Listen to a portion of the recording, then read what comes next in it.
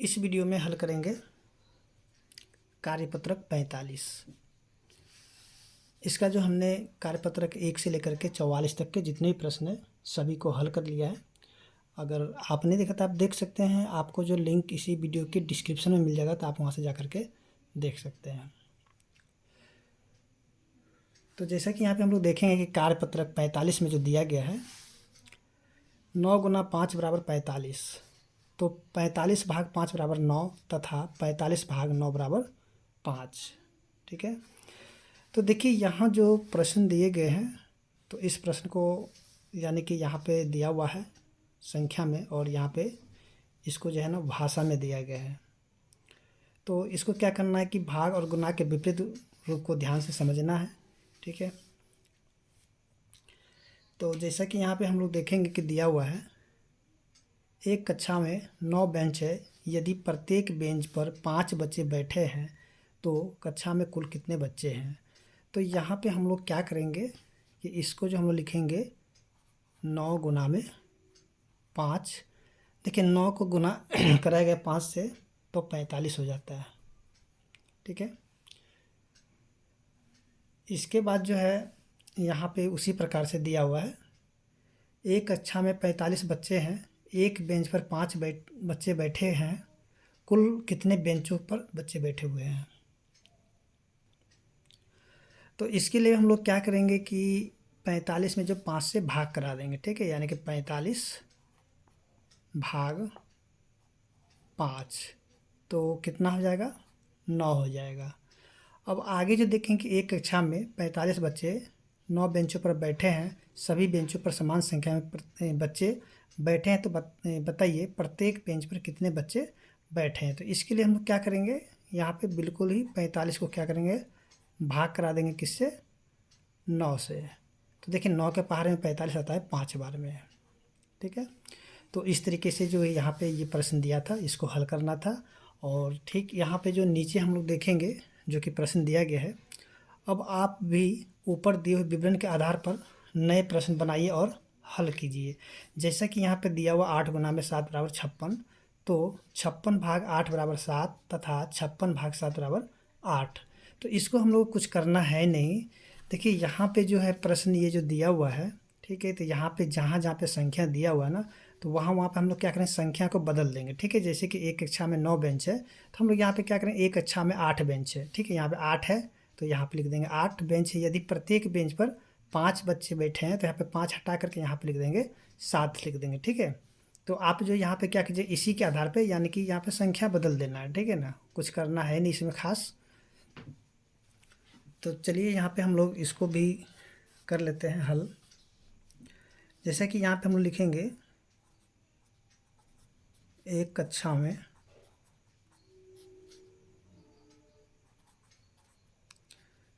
8 bench है,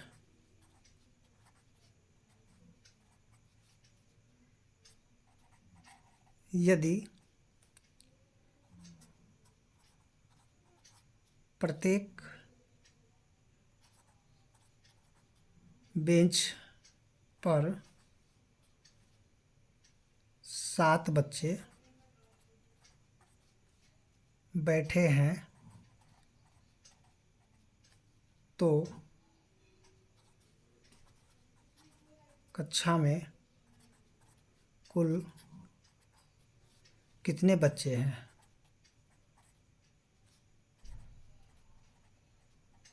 ठीक है, तो इसको जो हम लोग जैसे यहाँ पे दिया हुआ ना, बस यहाँ पे हम लोग क्या करेंगे, ये जो संख्या को हम लोग बदल करके लिख देंगे। ठीक है, और कुछ करना है नहीं।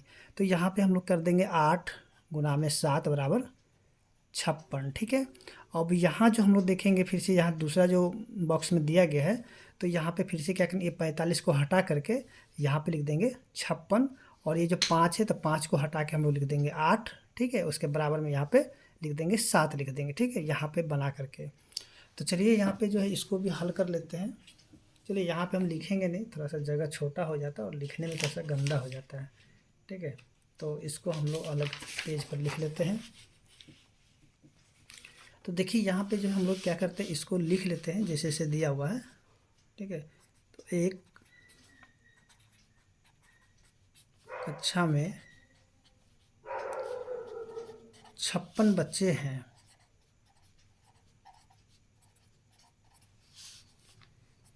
एक बेंच पर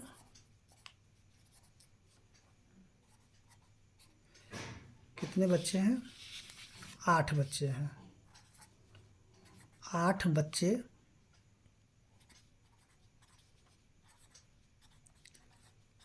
बैठे हैं,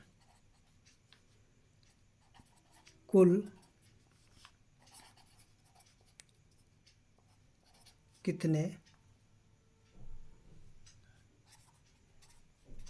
बेंचों पर बच्चे बैठे हुए हैं?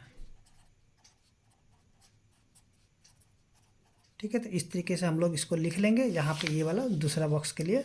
ठीक है, और यहाँ जो है तो यहाँ पे हम लिखेंगे 56 भाग 8, तो कितना हो जाएगा? 7 हो जाएगा। ठीक है, और यहाँ जो यानी कि तीसरा जो बॉक्स है, तो तीसरा बॉक्स में हम लोग यहाँ पे जो तीसरा वाला है, ठीक है, यहाँ से इसी को देख करके उतार देंगे, बस यहाँ पे संख्या को बदल देंगे। ठीक है, कुछ करना है नहीं इसमें, तो आप इसको खुद से भी कर सकते हैं। जैसे कि हम लोग यहाँ पे लिखेंगे एक कक्षा में 56 बच्चे हैं,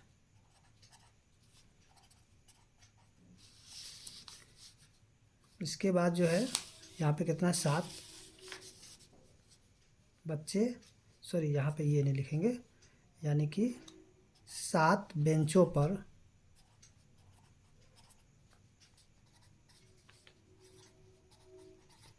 बैठे हैं, सभी बेंचों पर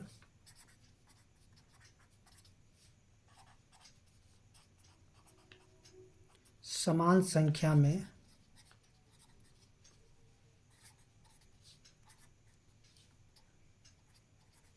बच्चे बैठे हैं।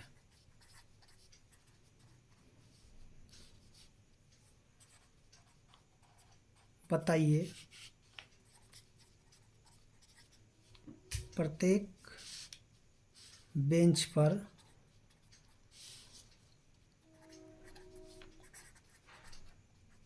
कितने बच्चे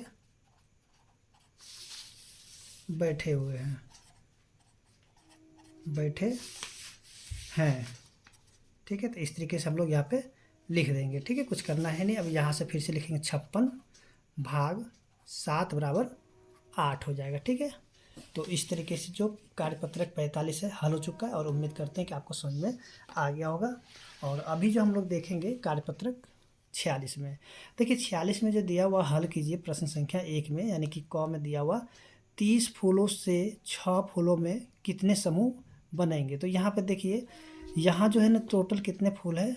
30 फूल है। ठीक है, और देखिए 1 2 3 4 5 6 6 करके है। तो देखेंगे यहाँ पे देखिए एक समूह तो ये वाला हो गया, दूसरा समूह हो गया, ये तीसरा हो गया, ये चौथा हो गया, ये पाँचवा हो गया।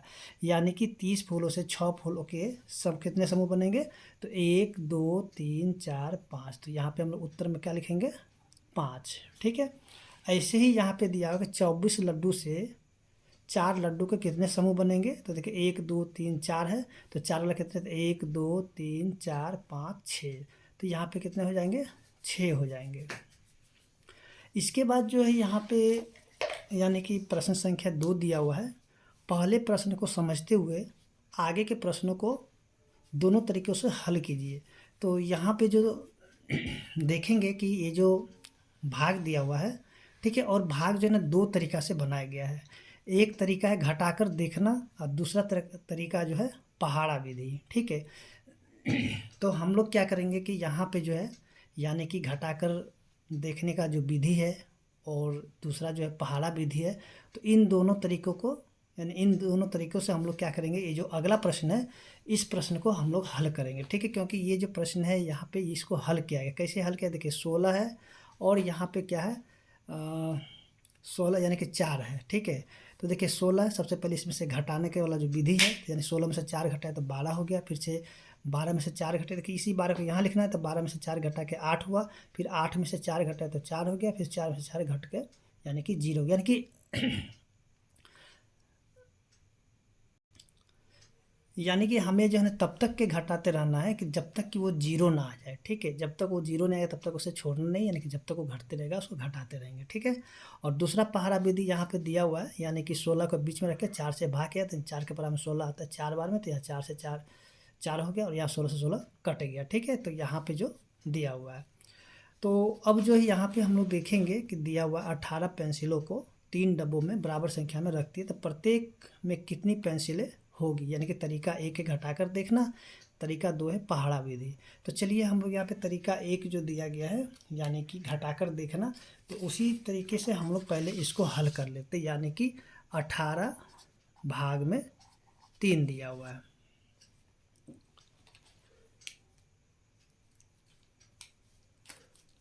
तो सबसे पहले हम लोग क्या करेंगे, 18 में से घटा देंगे, ये जो 3 है इस 3 को घटा देंगे, तो कितना हो गया। देखिए 18 में से जब हम लोग 3 को घटाते हैं तो बच जाते हैं 15, ठीक है। अब ये क्या करेंगे, इसी 15 को हम लोग यहाँ पे लेके आएंगे, ठीक है, यानी कि 15 में से फिर से घटाएंगे, इसी 3 को घटाना है, ठीक है। तो 15 में से 3 को घटा देंगे तो कितना हो जाएगा, 15 में से 3 घटाएंगे तो हो जाएगा 12। चलिए यहाँ पे हो जाएगा 12। फिर से हम लोग क्या करेंगे कि 12 में से घटा देंगे 3 को, तो 12 में से 3 को घटाते हैं तो हो जाता है 9। फिर से क्या करेंगे कि इसी 9 में से, यानी कि हमें 3 3 ही घटाते चलना है, तो 3 घटा देंगे तो हो जाएगा 6 हो जाएगा, ठीक है। अब क्या करेंगे, देखिए 6 में से जो है ना फिर से हम क्या करेंगे, घटा देंगे 3, तो यहाँ पे क्या बचेगा, 3 बच जाएगा, ठीक है। अब जो है फिर से क्या करेंगे, इस 3 में से 3 को घटा देंगे तो हो जाएगा 0। अब हमें यहाँ पे देखना है कि 0 कितने बार में आया है, देखिए 1 2 3 4 5 6, यानी कि 6 बार में 0 आया है, यानी कि लिखेंगे 18 भाग में 3 बराबर कितना हो जाएगा, 6 हो जाएगा, ठीक है। तो यहाँ पे जो है ये जो बॉक्स दिया हुआ, तो इस बॉक्स में हम लोग क्या करेंगे, ये जो है यहाँ पर के इसी तरह से लिख देंगे, ठीक है, यहाँ पे घटा करके ये वाला तरीका से। अब जो दूसरा विधि इसका जो है, जैसे कि हम लोग यहाँ पे देखेंगे कि इसी को हम लोग क्या करेंगे, यानी कि 18 को बीच में रखेंगे और 3 से भाग कर देंगे, कि ये हो गया आपका पहाड़ा विधि। तो देखिए 3 के पहाड़ा में 18 आता है 6 बार में, ठीक है, तो यहाँ पे लिखेंगे 6 और यहाँ पे लिखेंगे 18। तो देखिए 18 में से 18 गया तो यानी कि कुछ भी नहीं बनेगा, 0 बचेगा, ठीक है, यानी कि एक आंसर यहाँ पे हो गया, जो कि यहाँ पे दूसरा है पहाड़ा विधि, तो वहाँ पे हम लोग इसको बना के लिख सकते हैं।